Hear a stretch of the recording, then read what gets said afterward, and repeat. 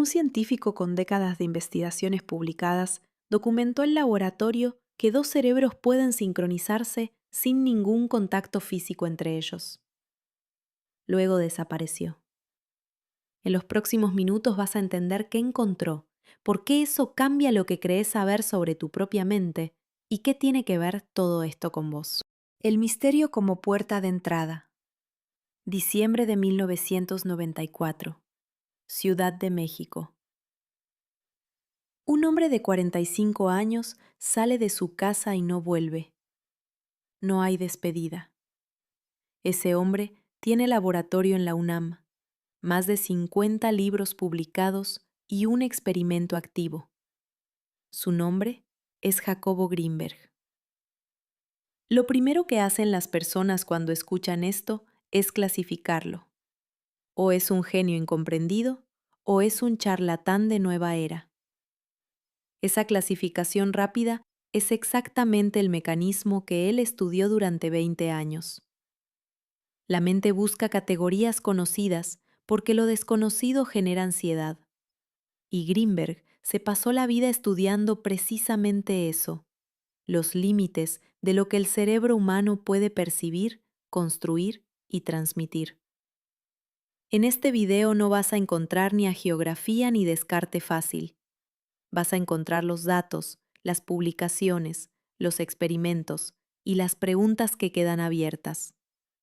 Porque la historia de Jacobo Grinberg es, antes que nada, una invitación a tomar en serio lo que tu mente es capaz de hacer. ¿Quién era realmente? Grinberg nació en Ciudad de México en 1946, hijo de inmigrantes judíos. Desde la adolescencia mostró una atención que nunca abandonó, la atracción simultánea por el rigor científico y por las preguntas que la ciencia oficial no se animaba a formular. Estudió psicología y luego psicofisiología. Se doctoró en Nueva York bajo la dirección de E. Roy John, uno de los neurofisiólogos más respetados del siglo XX, conocido por sus estudios sobre la actividad eléctrica del cerebro. Roy John tenía una hipótesis que Grinberg tomó como propia y amplió, que la conciencia no es el producto de una neurona específica, sino de patrones de actividad distribuidos en todo el cerebro, lo que John llamaba hiperneurona. No era metáfora, era un modelo computacional basado en electroencefalografía. Cuando Grinberg volvió a México no llegó con respuestas, llegó con mejores preguntas y con acceso a un laboratorio de psicofisiología en la UNAM, donde iba a pasar las siguientes 2 décadas midiendo cosas que la mayoría de sus colegas prefería ignorar. Esto importa porque la narrativa fácil sobre Grinberg lo presenta como alguien que abandonó la ciencia por el misticismo. La realidad es más incómoda. Grinberg nunca abandonó el método. Lo que hizo fue aplicarlo a territorio prohibido. El giro que nadie esperaba. Pachita y el chamanismo. A fines de los años 70, Grinberg tuvo un encuentro que reorientó toda su carrera. Conoció a Pachita, nombre real, Bárbara de Herrero, una curandera mexicana de más de 80 años que realizaba lo que sus seguidores llamaban operaciones psíquicas, intervenciones quirúrgicas sin instrumental estéril, con resultados que los testigos presenciales describían como imposibles. La reacción esperable de un neurofisiólogo es el escepticismo, y Grinberg arrancó con eso. Pero en lugar de descartarlo a distancia, decidió observarlo de cerca durante años, con cámaras, con testigos y con la incomodidad de no poder explicarlo dentro de los marcos que conocía. Lo que le interesaba no era si Pachita hacía milagros. Lo que le interesaba era el estado alterado de conciencia que se producía en el entorno de esas sesiones, tanto en ella como en los presentes. ¿Qué pasaba en esos cerebros? ¿Qué mecanismo neurológico podía generar esa experiencia compartida de realidad modificada? Acá está la diferencia entre Grinberg y un creyente. Él no asumía que el fenómeno era sobrenatural, asumía que era natural y que la ciencia aún no tenía los instrumentos para medirlo. Esa distinción cambia todo.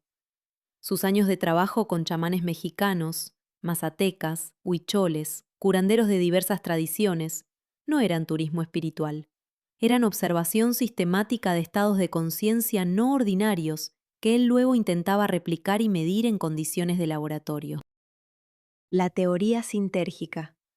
Tu cerebro no percibe la realidad, la construye. En 1988, Grinberg publicó lo que sería su contribución teórica más importante, la teoría sintérgica. Para entenderla, no hace falta un doctorado. Hace falta soltar por un momento la idea de que el cerebro funciona como una cámara. La cámara registra lo que existe afuera. El cerebro, según Grinberg, no hace eso. El cerebro toma señales del entorno, estímulos electromagnéticos, vibraciones, presión, y construye activamente lo que llamamos realidad.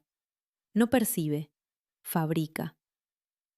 La diferencia no es semántica, es radical.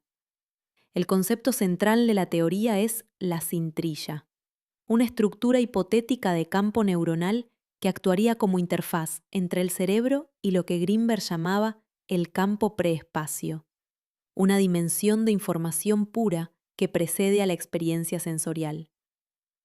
El cerebro no recibe datos del mundo, sintoniza frecuencias de ese campo y las traduce en experiencia subjetiva. ¿Dónde se conecta esto con tu vida? Pensá en esto. Dos personas presencian el mismo evento y tienen experiencias completamente distintas.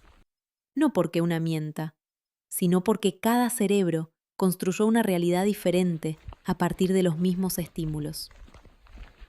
Grinberg no estaba describiendo relativismo, estaba describiendo el mecanismo neurológico detrás de esa diferencia. La teoría sintérgica anticipó conceptos que hoy están en el centro de la neurociencia moderna. La idea de que el cerebro es un órgano predictivo, que genera modelos del mundo antes de recibirlo, es hoy la base del trabajo de Carl Friston, uno de los neurocientíficos más citados del mundo. Grinberg lo planteó con otros términos, con otra arquitectura conceptual, pero la dirección era la misma. La realidad que percibís es una construcción. Eso tiene consecuencias enormes. Si tu cerebro construye la realidad que experimentás, entonces modificar la actividad de tu cerebro no es escapar de la realidad, es modificar la realidad que construís, no como metáfora, como mecanismo. Los experimentos de telepatía. ¿Qué midió exactamente y qué encontró? Acá es donde la historia se vuelve incómoda para todos. Para los escépticos, porque los datos existen. Para los creyentes, porque los datos son más complejos de lo que quieren creer. El experimento más documentado de Grinberg se llama potencial transferido. El diseño es simple y replicable. Dos personas meditan juntas durante 20 minutos, buscando lo que Grinberg llamaba sentido de unión directa. Luego se las separa en cuartos con blindaje electromagnético. A una de ellas se le presentan estímulos luminosos aleatorios. Se registra la actividad eléctrica del cerebro de ambas con electroencefalógrafo. El resultado que encontró Grinberg y que publicó en revistas indexadas, incluyendo Physics Essays y el International Journal of Neuroscience, fue que el cerebro de la persona que no recibía el estímulo mostraba una respuesta eléctrica similar a la del cerebro que sí lo recibía, a distancia, sin contacto, sin canal de comunicación conocido. ¿Es prueba de telepatía? No, en el sentido popular del término. Es evidencia de correlación entre actividades cerebrales en condiciones controladas. La interpretación de esa correlación es donde empieza el debate. Lo que importa para esta conversación no es si aceptás o rechazás la interpretación de Grinberg. Lo que importa es que el fenómeno fue medido, publicado y replicado parcialmente por otros equipos, incluyendo un equipo de la Universidad de Washington en 1994 que encontró resultados similares usando un protocolo diferente. ¿Qué significa eso para vos? Que los límites de tu mente individual pueden ser distintos de lo que te enseñaron. que la separación entre mi cerebro y el mundo afuera puede ser una construcción útil, pero no una verdad absoluta. La CIA, el proyecto Stargate. ¿Y por qué esto no es conspiración? En 1995, el año después de la desaparición de Greenberg, la CIA desclasificó documentos del proyecto Stargate, un programa de investigación que duró 20 años y costó $20 millones, dedicado a estudiar percepción remota y fenómenos psi en contexto de inteligencia militar. Los documentos existen, están en los archivos públicos del gobierno de Estados Unidos y pueden buscarse con nombre y número de expediente. No es teoría conspirativa, es historia documentada. El ejército más poderoso del mundo invirtió durante 2 décadas en investigar exactamente el tipo de fenómeno que Greenberg estudiaba. Los archivos desclasificados mencionan el trabajo de Greenberg en el contexto de investigadores que la inteligencia norteamericana monitoreaba. No hay prueba directa de que su desaparición esté vinculada a eso, pero el contexto cambia la textura de la historia. Lo relevante acá no es la conspiración. Lo relevante es que durante décadas los gobiernos más poderosos del mundo tomaron en serio la posibilidad de que la mente humana tenga capacidades que exceden lo que la ciencia oficial reconoce. Y lo investigaron en secreto, mientras en público descartaban esas mismas posibilidades. Esa tensión entre lo que se investiga y lo que se declara imposible es uno de los hilos más útiles para entender por qué el trabajo de Greenberg fue ignorado durante tanto tiempo y por qué hoy vuelve a ser relevante. La desaparición, lo que se sabe y lo que no se sabe. El 8 de diciembre de 1994, Jacobo Greenberg salió de su casa en Ciudad de México. Nunca más se lo volvió a ver. Su esposa reportó la desaparición. La investigación policial no encontró rastros. No hubo cuerpo, no hubo reclamo de responsabilidad, no hubo explicación. Las hipótesis que circulan son varias y ninguna está probada. Que cruzó voluntariamente hacia alguna tradición espiritual en retiro total, que fue víctima de violencia relacionada con su investigación, que su desaparición tiene algún vínculo con el seguimiento que servicios de inteligencia hacían de su trabajo. Ninguna tiene evidencia concluyente. Lo que sí se sabe es que en los meses anteriores a desaparecer Greenberg estaba en uno de los momentos más productivos de su carrera. Tenía experimentos activos, colaboraciones internacionales y planes concretos para los años siguientes. No había señales de que planeara un retiro voluntario. El misterio de su desaparición importa menos que el misterio de sus ideas, pero las dos cosas se alimentan mutuamente, y esa es probablemente la razón por la que su historia sigue generando búsquedas en Internet 30 años después. No era un gurú, no vendía iluminación. Era alguien que tomaba en serio la posibilidad de que la mente humana sea más de lo que la biología convencional reconoce, y que esa posibilidad merecía el mismo rigor que cualquier otra hipótesis científica. Lo que su trabajo deja, más allá de los debates sobre telepatía y chamanismo, es una pregunta de fondo que aplica directamente a cómo vivís. Si tu cerebro construye activamente la realidad que percibís, entonces, ¿cuánta de esa construcción es automática y cuánta podés modificar? La neurociencia contemporánea, Feldman Barrett con la teoría predictiva de las emociones, Friston con el principio de energía libre, Damasio con el rol del cuerpo en la conciencia, responde esa pregunta con una dirección clara. Podés modificar bastante más de lo que crees.